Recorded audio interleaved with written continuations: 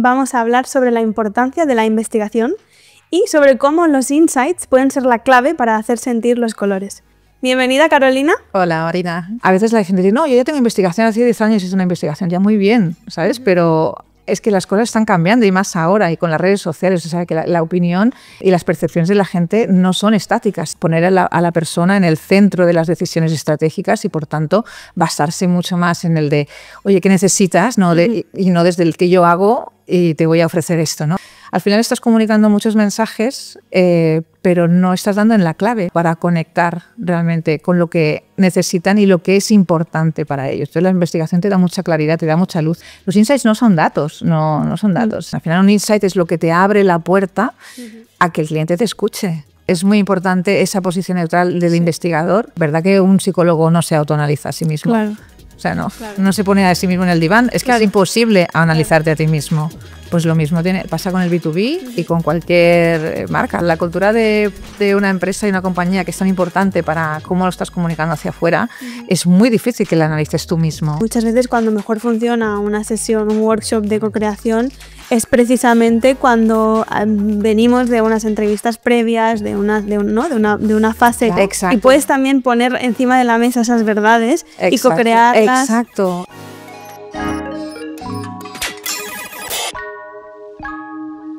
Hola a todas y a todos, bienvenidos a Sentir los Colores, un podcast creado por Agencia Jaimito. En el capítulo de hoy vamos a hablar sobre la importancia de la investigación y sobre cómo los insights pueden ser la clave para hacer sentir los colores. Para ello vamos a contar con Carolina Pastor Guevara, consultora y especialista en investigación cualitativa. Bienvenida, Carolina. Hola, Marina. Gracias. Muchísimas gracias por estar aquí. Es un placer contigo. Bueno, ya nos conocemos desde hace muchos años. Empezamos siendo compañeras de trabajo, luego has sido clienta de Jaimito, de la agencia, y ahora somos colaboradoras. Total. Así que hemos pasado por todos los... Somos amigas también. Exacto. Y lo que nos gusta hablar y tener este tipo de conversaciones. De hecho, si habéis visto el primer capítulo de DISC, las dos somos el mismo perfil de DISC, súper amarillas, así que esperemos que la conversación de hoy, bueno, no se nos vaya por las ramas. Venga, va, ¿vale? Vamos a concentrarnos. Eso. Bueno, Carol, lo primero de todo, cuéntanos un poquito pues tu background, de dónde vienes, cuéntanos. Bueno, tú lo sabes, pero yo soy publicista. Empecé con esta pasión que es la comunicación y que por eso ahora estamos colaborando juntas y me lo estoy pasando muy bien. Pero en el recorrido de publicista me interesaban mucho las personas, toda la parte de psicología. Entonces, quería ser planner un poco por eso, porque todo el tema del insight, de conectar con la gente, de buscar esa verdad un poco en las motivaciones, pues siempre me había interesado mucho. Y al hacer un posgrado de planificación estratégica, ahí descubrí la importancia de la investigación de mercados para el branding, para la estrategia de marca, y me enamoré. O sea, me enamoré de la investigación hace 22 años y desde ahí, yo en teoría lo había hecho para saltar a ser planner, y me he quedado en la parte de investigación porque me encanta. Y más ahora, con todas las nuevas técnicas, con toda la parte digital, estamos en un momento súper apasionante. Pues si quieres, háblanos más de eso, de la investigación, de los tipos de investigación que hay, para qué sirven, cómo lo utilizas tú en tu día a día. Bueno, pues es que hay muchísimas técnicas, hay como las más clásicas, las que más o menos todo el mundo sabe, que son pues las entrevistas en profundidad, los focus group, ¿no? Las dinámicas de grupo, en donde hay diferentes personas discutiendo sobre un tema. Y luego toda la parte de etnografía, observación, etc. ¿Ahora qué ha pasado? Pues ahora han empezado a haber nuevas técnicas digitales, ¿no? Podemos acercarnos mucho más al comprador, al consumidor, en el momento de la verdad, ¿no? Que el momento de la verdad es en el momento de compra, en el momento de que está haciendo algo, ¿no? Y eso es lo que también ha enriquecido muchísimo la investigación. Y además de esto, antes la investigación era como mucho más... rígida, ¿no? En donde había unas hipótesis, generabas la investigación, estas entrevistas, estos focus group, y llegabas a unas conclusiones, pero no se enriquecía a medida que iban avanzando la investigación. En cambio, ahora con las nuevas técnicas, un poco de co-creación también, de design thinking, la investigación se ha convertido en una investigación mucho más viva, en donde tú generas las hipótesis al principio, pero puedes irlas inyectando a medida que vas avanzando en la investigación, y eso te permite llegar a soluciones, a una respuesta a los objetivos al principio muchísimo más profundas y muchísimo más ricas. Entonces, bueno. Porque, claro, ahora estamos específicamente hablando de la investigación cualitativa. Sí. Que luego también, obviamente, pues está la investigación cuantitativa. Totalmente. Dinos, por si hay alguien que no conoce el mundo de la investigación, ¿cuáles son las diferencias entre lo cual y lo cuanti? Pues las diferencias básicamente es, el cuanti es un poco qué es lo que está pasando, qué es la realidad, con una muestra pues muy representativa en donde tienes de forma fidedigna, ¿no? lo que está ocurriendo en este mercado, en esta categoría. Y luego el cualitativo es un poco entender qué es lo que hay detrás de estos números, ¿no? De esto que está pasando, es el por qué un poco, el por qué está pasando esto, qué lleva al comprador a hacer una determinada cosa, es un poco lo que hay detrás, ¿no? Esta parte más psicológica del proceso de compra, de las percepciones de marca. Uh-huh. Porque claro, tú además vienes en concreto del mundo de la investigación cualitativa de mercado, pero vemos, ¿no? Y de mercado entendiendo que es pues para hacer un análisis de eso, de consumidor final, de producto, Ajá. Pero vemos que la investigación cualitativa se puede aplicar realmente a cualquier ámbito, ¿no? Uh-huh. ¿En qué ámbitos aplicas tú la investigación cualitativa? Si nos puedes hacer un poco un resumen de en qué ámbitos la puedes aplicar.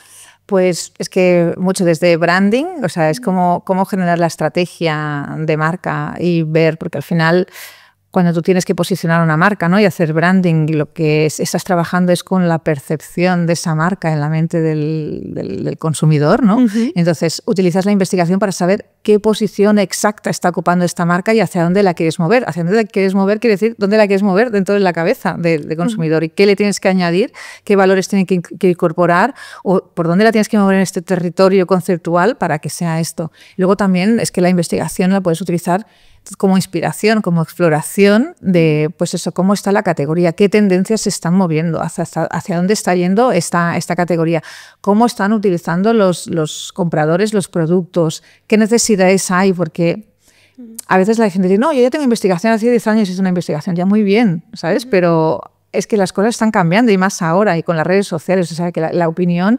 y las percepciones de la gente no son estáticas, sino que se van moldeando a medida que va avanzando el tiempo, ¿no? Y no hay nada estático. Eso también para tendencias, para conocer la categoría, también usos y actitudes respecto a un producto, esos territorios de comunicación de marca. Es que para innovar un producto, pues, para innovar, o sea, es mucho mejor innovar no solamente desde, pues mira, a mí se me ocurre hacer esto y voy a lanzar este producto al mercado, sino también es qué necesita la gente, ¿no? Y poner mucho más, y también es lo que se lleva ahora también en marketing, ¿no? Es el poner a la persona en el centro de las decisiones estratégicas y, por tanto, basarse mucho más en el de, oye, ¿qué necesitas? ¿No? Y no desde el que yo hago y te voy a ofrecer esto, ¿no? Es qué necesitas y a ver cómo mi marca te lo puede solucionar de la mejor manera posible, ¿no? ¿Y qué opinas sobre la investigación también en el ámbito más B2B, ¿sabes? No tanto con el producto, sino en el ámbito más B2B. Eso, o sea, yo creo que también es muy importante, porque al final en B2B lo que tú también quieres es conectar, ¿no? con tus clientes. Tú sabes lo que estás ofreciendo, pero es lo mismo que estaba comentando ahora.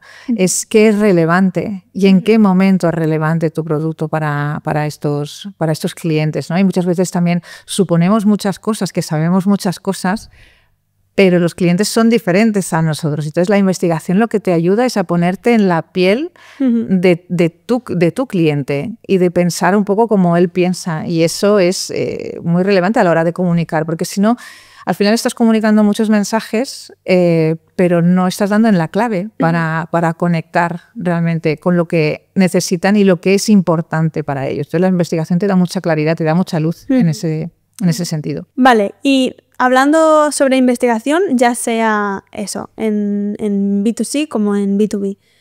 Háblanos de este gran concepto que a veces es un poco abstracto y un poco desconocido, que es el insight, ¿no? ¿Cómo lo definirías tú? ¿Cómo nos explicarías qué es un insight?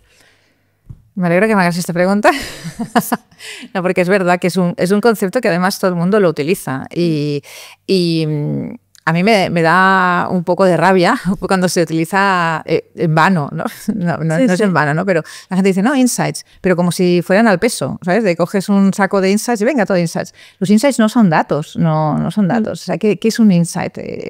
Pues es algo que cuando cuando tu cliente lo oye y lo ve, de repente conecta con esa verdad. Es una verdad como profunda y evidente que tiene el cliente, que tienes tú como persona, pero que no es tan obvia a la vista. Entonces, un buen insight cuando lo descubres es como, ostras, esto es muy verdad y es muy relevante también. Y de hecho, los humoristas es que utilizan un montón, o sea, al final, ¿por qué nos reímos con los humoristas? Porque utilizan un montón de insights como verdades que nos hacen gracia y nos permiten reírnos de nosotros mismos. Pero también la publicidad, por eso utiliza buenos insights. Al final, un buen insight es aquello que es verdad, que es una verdad absoluta, pero que también puede funcionar y se conecta muy bien con la marca, con el negocio. Entonces, claro, al final, en investigación siempre decimos, vamos a buscar buenos insights, que eso se consigue haciendo muy buenas preguntas, pero hay que conectarlos muy bien con la realidad de esa marca y del propósito de comunicación. Al final, un insight es lo que te abre la puerta a que el cliente te escuche. Porque es el que hace clic, es como, uy, esto me está hablando de verdad, algo que a mí me interesa, algo que es verdad, que es relevante para mí. Entonces, este es para mí el concepto. Perdona, que me he ido un poco así por las ramas, pero es difícil de definir, pero cuando lo encuentras es la sensación, como investigadora, cuando encuentras un buen insight, no se puede escribir. Claro, entiendo también que al final eso, o sea, el insight trasciende el dato puro, ¿no? Es decir, absolutamente. O sea, el insight no son datos, eso es lo que me gustaría que quedara claro. No es un dato, no es un hecho, es un dato que es una verdad muy relevante también para el consumidor y que además puede trabajar muy bien para tu marca. ¿Tú crees que los insights tienen que ser como estas vivencias compartidas, estas necesidades compartidas que radican en lo emocional? ¿Tienen que un componente emocional o no tiene por qué? Puede ser algo como absolutamente racional, un insight. Puede ser, yo creo que racional. Lo que pasa es que al final emocionalmente conecta con la persona y ahí está, yo creo, un poco el poder. Y Carol, ¿cómo crees que se encuentra un buen insight? ¿Cómo se detecta un insight? Pero al final es mucho de análisis también, conocimiento también del cliente, pero sobre todo también haciendo muy buenas preguntas. Y yo creo que ahora también con la parte esa pues más creativa, más proyectiva, también nos ayuda a encontrar esos buenos insights, con lo que te decía también de dividir la investigación en fases para introducir nuevas preguntas, también permite que tengas más posibilidad de llegar a buenos insights, a descubrir esa verdad, ¿no? Un poco más oculta que tiene el cliente, el comprador o el usuario. Entonces, a través de buenas preguntas y luego, sobre todo, es un buen análisis de lo que te ha salido, de lo que te ha dicho el comprador y ver un poco dónde está, también dónde pone la emoción, ¿no?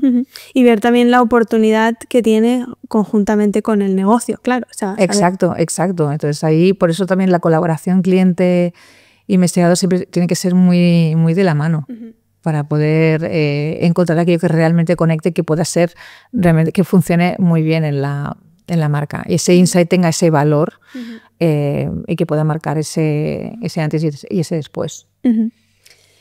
Vale, pues si quieres repasemos un poco algunas técnicas de investigación cualitativa que utilizas en tu día a día. ¿Cuáles crees que son las...? Bueno, no sé si tienes alguna favorita o alguna que utilices más. No. No, es que mi favorita es investigar, es que me da igual, pero sí que si me dices algo que realmente me gusta es mezclar técnicas, es lo que te decía antes. O sea, el decir, ostras, hay cosas que solamente hablando con alguien las empiezas a entender, pero a veces hacer observación en un lugar concreto, hacer etnografía, acompañar al cliente en su vida diaria, y luego tú también salir y ver por dónde se mueve esa persona, su ambiente, hace que llegues a conclusiones que solamente con la entrevista llegarías, o que luego a lo mejor pues esté haciendo pues un diario etnográfico de lo que le pasa. Entonces, el conjunto de cosas hace que tú el problema lo puedas ver a través de diferentes puntos de vista. Entonces, ahí es donde bueno, llegas al meollo, ¿no? O tienes más posibilidad de encontrar esos buenos insights. Y siempre se puede sacar como una metodología concreta, como unos pasos concretos para una investigación, o depende muchísimo de la investigación para hacer este mix de técnicas. Depende muchísimo de lo que tú necesites, o sea, de los objetivos de la investigación. Definir bien los objetivos hace que... O sea, al final la metodología son como caminos para llegar a un sitio. Y de hecho, a veces puedes utilizar diferentes metodologías y llegar al mismo sitio. Pero sí que es verdad que la manera como recorres el camino, puedes tener más posibilidades de encontrar información más rica para esto. Y por eso en la mezcla yo creo que está un poco como las recetas, ¿sabes? En la mezcla está el buen gusto, pues en la mezcla está un poco la solución. Es una súper receta para llegar al resultado final. Al resultado final, claro. Al buen resultado final. Al buen resultado final. Pero a veces dices, ostras, que no sé si poner los grupos antes o las entrevistas y tal. A ver, yo, por ejemplo, un ejemplo, cuando hablábamos, normalmente si es algo más de exploración, pues a lo mejor pones unas entrevistas antes, luego eso lo quieres como validar, pero de forma pues, más grupal, pones unos grupos, luego puedes hacer algo de co-creación en diferentes fases. Es que depende. Vale. Si a lo mejor hay algo que ya quieres que el comprador o el consumidor se implique activamente en la solución del problema, pues haces co-creación desde el inicio. O si ya tienes ciertas cosas muy claras y solamente tienes que validar, ¿no? Entonces ya vas directamente pues, a co-creación o a un grupo. Bueno, Vamos a hablar un poco, mira, ahora nos has comentado 3 que para mí son también como las main técnicas, así, también pensando en cómo aplicarlas para hacer estrategia de marca, ¿no? Que sería como la entrevista en profundidad, los grupos y la co-creación. Háblanos un poco también bueno, quizás podemos empezar por las entrevistas en profundidad. ¿Cómo funcionan? ¿O cuáles son las claves, ¿no? para hacer una buena entrevista en profundidad? Lo primero es que la persona con la que estés hablando se sienta a gusto, se sienta bien, que esté en un entorno agradable para... A veces ves a la gente que viene y con el bolso o con la bolsa o con algo y están rígidos, ¿no? Sí. O sea, hay incluso posturas para que se genere bien la información y se genere bien el flow de la entrevista. Y luego está, o sea, para una entrevista en profundidad hay la técnica específica de investigación de mercados que es bastante parecida a la técnica periodística, pero distinto. Entonces ahí hay... Es el arte de preguntar. El arte de preguntar para sacar la chicha y la información. Exacto. A veces la gente se bloquea en un mismo discurso o te contesta poco. Yeah. Otra de las claves, aparte del arte de preguntar, es el arte de manejar los silencios. Y eso es algo que te enseñan al principio de todo, cuando empiezas en investigación de mercados, que si tú quieres que la otra persona hable, o sea, y tú estás hablando, o cubres un poco la información con tus palabras, pero esa persona no tiene espacio para poder hablar. Eso cuesta mucho al principio cuando estás empezando a investigar. Es decir, hostia, ahora me quedo callada, ¿no? Sí. Y el estar callado hace que la persona diga, bueno, tengo que hablar, ¿no? Pero luego también, si ves que esa persona pues, está en un discurso muy racional, que no estamos acabando de llegar al kit de la cuestión, porque está, pues entonces ahí está la técnica clásica de proyectiva, de, ostras, imagínate que viene un extraterrestre a la Tierra y le tienes que explicar qué es un vaso, para qué utilizamos los humanos un vaso, ¿no? Y cómo puede ser este vaso. Entonces lo sacas un poco de su discurso, lo pones a pensar desde otra forma, un poco más creativa, entonces ahí consigues derribar estas barreras que hacen que se enroque un poco en este discurso más racional, ¿no? Y entonces lo vas conociendo más cuál es su discurso, su pensamiento, su opinión sobre algo. Es que realmente parece mentira lo difícil que es hacer una buena entrevista, ¿verdad? Porque como que nos pensamos que es conversar y no es para nada, o sea, no es tan sencillo como esto, ¿no? Porque tienes que ir yendo y a ver por dónde vas y de repente puede suceder incluso también, ¿no? Que a veces tocas temas un poco sensibles o más emocionales y te puede pasar que una persona, como tú decías ahora, sea muy racional y no te conteste, ¿no? Y no te quiera dar como la información que tú estás buscando, ¿verdad? Exacto. ¿Te ha pasado alguna vez en algún... Hombre, muchísimo. Y así uno se curte como investigadora, quiere decir que así vas haciendo técnica también y vas descubriendo, porque la técnica al final es cómo hacer las preguntas, en qué momento. Primero también es cómo estructuras la guía de discusión, cómo empiezas con temas mucho más amplios y a partir de aquí vas acotando poquito a poco y vas yendo a preguntas más específicas. Al principio necesitas que todo sea mucho más abierto, practicas mucho más la pregunta abierta, sobre todo no la de sí o no, o sea, no preguntas que estén dirigidas en ese sentido.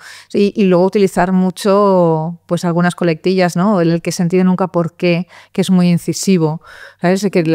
Pero ¿por qué? Es como que estás cuestionando a la persona que tienes enfrente. No, yo quiero saber los porqués que hay detrás, pero te lo voy a preguntar de otra forma para que poco a poco vaya emergiendo la información. Yo también alguna vez he escuchado también el preguntar como por momentos concretos, ¿no? ¿Cómo fue la última vez que te pasó tal, ¿no? Para que la gente se vaya a un momento concreto y te diga la verdad. Porque igual si lo preguntas de una forma más genérica, ¿cómo harías, no cómo te comerías un yogur? Pues igual no te vas a cómo te comes un yogur de verdad. En cambio si dices, ¿no? La última vez que te comiste un yogur, ¿cómo te lo comiste? ¿No? Exacto. Entonces como que te pones es utilizar un poco el tiempo para llevarlo antes, después, para que pueda comparar, porque con la comparación ahí se enriquece muchísimo el discurso. De hecho, a veces en test de comunicación nos pasa, ¿no? Que tenemos una idea, luego tenemos una segunda, un territorio en un segundo, y la gente cuando ya exploras el segundo tiende a compararte con el primero, que a veces les tiene que decir, a ver, no, o sea, ahora olvidémonos de esto y nos centramos en esto, pero es que a veces la comparación, sobre todo cuando la persona se ha quedado como más blanca o sea, más, bueno, sin ninguna idea en la cabeza, entonces te viene muy bien para decir, bueno, y si lo comparas con tu antes, tu yo del pasado, con el yo de ahora, lo que está haciendo, cómo ha cambiado, pero a veces es mucho más difícil decir, oye, ¿pero qué estás haciendo para una vida saludable? Pues te dice tal. Pero comparado con ¿no? hace 2 años y ahora, entonces este tipo de elementos te ayudan mucho a profundizar. Y también una cosa que es importantísima, ¿no? Porque quizás estamos también enfocándonos mucho en cómo haces las preguntas y en cómo sacar información, pero también tu posición como entrevistador de ser capaz de tener esta tabula rasa tuya, ¿no? Para no estar juzgando a la otra persona o interpretando cosas que quiere decir. Claro. O sea, me parece complicadísimo. Sí, o sea, que para eso te entrenas como investigadora, es la posición neutral que se dice. Es nada de lo que tú llevas tiene que perjudicar lo que te está diciendo la persona. Y para eso es como, ostras, es muy difícil al principio, pero al final yo creo que radica mucho en la curiosidad y genuina que tú vayas a tener de esa persona. De realmente quiero entender a la persona que tengo delante, sin juzgar, sin nada, sino, o sea, me quiero poner realmente en su piel y entender por qué hace lo que hace o por qué dice lo que dice. Claro. Y ahí, pues eso, tiras de mucha curiosidad y de realmente esa escucha activa, ¿no? Es que quiero realmente entender lo que me está diciendo, ¿no? Que de hecho en este sentido, y también yéndome un poco al B2B, ¿no? Que a veces el típico momento dentro de, ¿no? O sea, de recogida de feedback, que tú vas a tu cliente y le pasas la típica encuesta o formulario o entrevista de feedback. Claro, al final también muchas veces es interesante, digamos, contar con un perfil de investigación externo para hacer una tarea como esta, porque tú como cliente conoces a tu cliente. Total. Entonces, tú ya tienes un prejuicio. Y estás sesgado. Estás sesgado. Ante la información. Y la otra persona te conoce y no se va a sentir igual de cómodo hablando contigo, que ya te conoce, que con una persona externa, que es investigadora, que sabe hacer bien las preguntas, ¿no? Claro, o sea, sobre todo áreas de mejora, por ejemplo. Si tú quieres preguntar esto, es que no te va a salir... probablemente se vaya a quedar un discurso mucho más políticamente correcto. Exacto. Y eso es lo que precisamente ¿sabes? Buscas romper. Cuando estábamos hablando del insight, que estábamos hablando de la verdad, tú estás buscando esa verdad. Exacto. Entonces, si es alguien con el que estás empatizando y no le puedes decir la verdad, o sea, no vas a conseguir buena información. Exacto. Es muy importante esa posición neutral del investigador, y también alejado también de la marca, porque a veces las marcas son como un poco hijos, ¿no? de todos y te cuesta también recibir críticas de tu marca, de tu empresa. Entonces es mejor una posición más neutral que pueda recibir esto y luego ¿no? te lo cuente, ¿no? Porque no hay esa parte emocional involucrada dentro de la investigación que puede hacer que no analices bien. ¿Verdad que un psicólogo no se autoanaliza a sí mismo? Claro. O sea, no se pone a sí mismo en el diván. Es que es imposible analizarte a ti mismo. Pues lo mismo pasa con el B2B y con cualquier marca. O sea, es que necesitas a alguien, psicólogo o al psicólogo, a que analice a alguien externo. Sí. Pues con las marcas pasa lo mismo. Y los investigadores somos un poco esta posición neutral. Y ahora, hablando de eso también, o sea, realmente la investigación en una B2B no tiene por qué, o sea, es decir, en un mismo proceso de recogida de feedback para sacar eso, y información verídica, real, insights, áreas de mejora verdaderas para reorientar el negocio, por ejemplo, ¿no? También se puede incluir una investigación. Súper, sí. Quiero decir que no siempre, porque a veces quizás en el B2B, y esto es una hipótesis, ¿no? Pero quizás lo vemos más vinculado pues al propio posicionamiento de marca, que muchas veces está o bien al inicio, ¿no? Cuando empiezas un proyecto, o bien cuando quieres, quieres hacer un cambio, un rebranding o un cambio drástico, ¿no? Que además es cuando desde Jaimito, desde la agencia, es cuando nos encontramos que el cliente puede ser más, que puede estar más receptivo, perdón, no sabía la palabra, más receptivo a hacer un proceso de investigación, ¿no? Pero es que hasta para una recogida de feedback,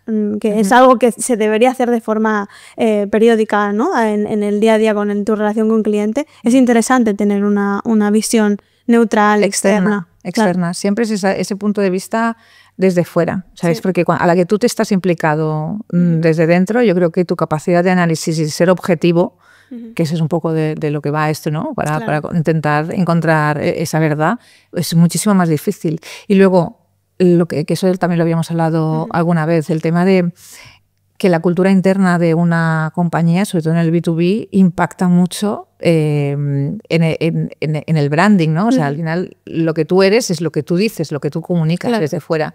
Entonces, analizarte, otra vez la metáfora del psicólogo, total. O sea, no puedes, o sea, la cultura de una empresa y una compañía que es tan importante para cómo lo estás comunicando hacia afuera, es muy difícil que la analices tú mismo. Entonces, aquí la posición de la investigadora, del investigador que ¿no? rebuscan esto y ve qué es lo que está ocurriendo y es capaz de presentarse a la empresa, es que vas a tomar mejores decisiones y también te vas a enfocar mejor en el qué decir, ¿no? Fuera, cuáles son tus fortalezas, qué es lo que mejor haces, en lo que la gente se siente más orgullosa, siente más los colores. Claro, entonces, ahora luego viene esta pregunta.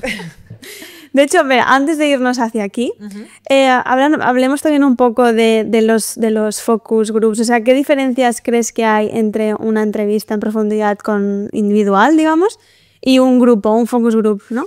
Es que un focus group, o sea, al final es como un pequeño sistema, o sea, es un pequeño sistema de gente en donde se generan unas dinámicas que te pueden dar mucha información sobre qué está ocurriendo, por ejemplo, con una marca en la sociedad. O sea, ese focus group es como ese pequeño sistema igual a que funciona la sociedad. Habrá uno que sea más hater, otro que sea más fan. Yeah. ¿Cómo dialoga el fan con el hater, ¿sabes? Sobre la marca.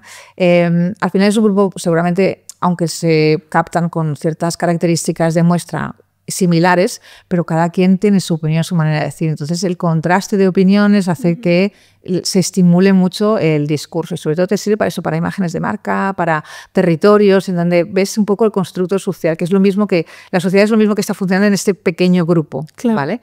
En cambio, la entrevista individual es mucho más para ir, adentro de las motivaciones, de qué palancas, qué es lo que moviliza, que es más lo individual. Pura, es la emoción pura, ¿no? También. Bueno, también hay cosas, puede ser racional y emocional, pero es más, pues eso, más desde la percepción individual de algo, pero no ves ese constructo. Al final, yo creo, por ejemplo, en comunicaciones que hay mucho de constructo social, ¿no? Entonces es muchas veces mucho mejor analizar los estímulos, las ideas en grupo. Ya, no había pensado eso, claro, es como una pequeña representación, ¿no? de las dinámicas que se van a crear en sociedad. Exacto, con el hater, con el no sé qué, el líder, el antilíder, o sea, todo esto es lo que tú puedes ver, ¿no? De hecho, bueno, lo vemos en redes sociales, ¿no? Pero claro. Sí, es así. Uh-huh. Y para finalizar, la técnica, mi favorita, o sea, me encanta, que es la cocreación. La cocreación es que... O sea, ahora realmente está muy en boga y se utiliza mucho desde lo que hablábamos antes, de que en marketing se está poniendo mucho más al cliente en el centro. Entonces, qué mejor que cuando quieres encontrar una solución, buscarla conjuntamente con tu cliente. O sea, co-crear con él significa esto, o sea, es tener a tu cliente, a tu consumidor, a ti como marca en el mismo espacio y buscar conjuntamente esa solución. Y luego hay otra parte de la co-creación, que no es primero co-creación, pero esto es co-creación, pero luego son las herramientas creativas aplicadas a la investigación, que eso es una de las cosas que creo que en esa tendencia que decíamos hacia dónde va la investigación, pues se ha incluido. Antes era solamente esa parte como muy neutra, muy objetiva de explorar, ¿no? De tener esa información, tenerla a través de una parte como más exploratoria, ¿no? Y en cambio con las técnicas creativas, el implicar o hacer que el cliente sea activo en la búsqueda en encontrar esa solución al problema de marketing y planteárselo, ¿no? Y, ostras, ¿qué harías tú desde tu punto de vista? Y con diferentes técnicas creativas ayudar a encontrarlo, es lo que también creo que marca una diferencia entre la investigación de antes y la investigación de ahora. Una cosa es la co-creación, en donde se co-crea, se genera esa solución al problema conjuntamente con el cliente, y otra cosa es las técnicas creativas aplicadas a la investigación. Vale. Es cómo ayudas al cliente a pensar un poco fuera de la caja. Claro. Y a implicarlo también en esa búsqueda de solución, pero sin la marca dentro del mismo espacio. Claro. Claro, es que en realidad co-crear al final es un verbo, o sea, es decir, puede ser para mil cosas, ¿no? Pero sí, exacto, ¿no? Es como a través de técnicas que incentivan el pensamiento colaborativo, ¿no? Podemos extraer información también y podemos pues, pensar soluciones creativas a unas problemáticas o tal, ¿no? Exacto. De hecho, es que en Jaimito, en la agencia, trabajamos mucho con la co-creación también para extraer información de forma grupal, un poco incluso como si hiciésemos un focus, ¿no? O sea, un focus group, entre comillas. Pero al final lo que nos interesa mucho también es la herramienta creativa, que es lo que decías, ¿no?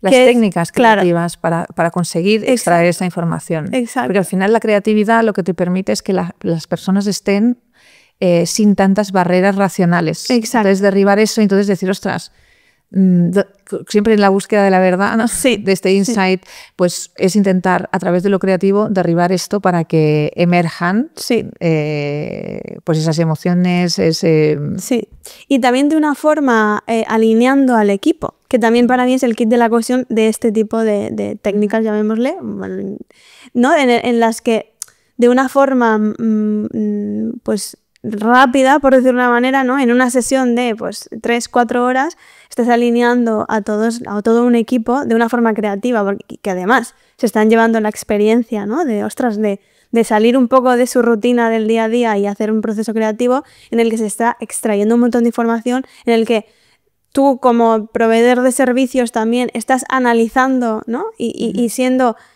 conociendo las verdades de verdad de lo que necesita el cliente y no lo que te han dicho que querían en un pase de brief clásico, ¿no? O sea, que por eso también lo meto un poco dentro de este saco, porque nos ayuda a entender de forma genuina, que de eso se trata también, ¿no? Sí, o sea, yo creo que para lo que tú dices, para un brief, para que emerjan más cosas que en un brief clásico, pues las técnicas creativas te ayudan mucho, porque es al final ayudar a hacer que la persona piense desde diferentes puntos de vista, sacarlo un poco desde su yo racional, ¿no? Y hacerle a través de lo lúdico de juegos del diseño que piense y que emerjan cosas. Lo que sí que es ojo, porque tiene límites en la parte más exploratoria, ¿vale? Claro. Entonces ahí sí que dependiendo de el nivel de realidad que tú quieres, o sea, como ayudar para pensar muy bien, pero si tú necesitas explorar qué ocurre realmente, por ejemplo en una categoría tú necesitas hacer o unas entrevistas o explorar de otra manera. De hecho, también muchas veces cuando mejor funciona una sesión, un workshop de co-creación, es precisamente cuando venimos de unas entrevistas previas, de una fase. Claro, es que tienes una comprensión. Sí. Que tú ya estás yendo con una comprensión, o sea que por parte tuya, tú ya tienes una comprensión extra, ¿no? Exacto. Y puedes también poner encima de la mesa esas verdades y co-crearlas. Exacto. Entonces, y también te está. De todas estas verdades, o sea, ¿cuál es la que engancha más o la que engancha menos? Claro. ¿Sabes? De todas, o sea, ¿cuál es más importante? O sea, cuando digo engancha, ¿cuál es más importante, más relevante de todo esto? Claro. Entonces, ahí está el proceso también de validación y tal, pero Por eso que los workshops, por ejemplo, para tema de cultura interna, de un brief, o sea, con técnicas creativas, funciona muy bien, pero es esa parte creativa de a lo mejor contrastar o hacer que la persona piense desde otros puntos de vista. Exacto. Y pueden ser complementarias, pero cuando necesitas explorar, realmente entender, comprender, ahí necesita hacer una fase previa que sea un poco más neutral. Claro. ¿Vale? En donde tú profunda y dejas espacio a la persona para que realmente te explique lo que realmente hace, lo que realmente piensa. Entonces, a lo mejor, por eso te decía, o sea, ojo, porque tiene limitaciones también esta idea. Sí.